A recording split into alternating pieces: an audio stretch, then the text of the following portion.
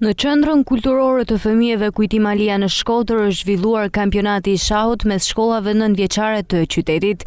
Përgjegjësi i sportit Herjon Faslia tregon se interesi për këtë kampionat ka qenë të jetë i lartë, ndërsa ndryshe nga vitet e tjera, këtë vit kampionati do të shtrihet për 5 ditë radhazi.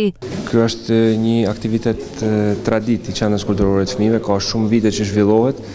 Pjesëmarrja është e kënaqshme, çdo vit më tepër kanë interes për të përfshirë në këto gara dhe kena ka shtyr që si vjet, ndryshe nga vitet tjera, kampionatin ta shtrim në 5 ditë, ndryshe nga në 3 ditë që ka qenë më përpara.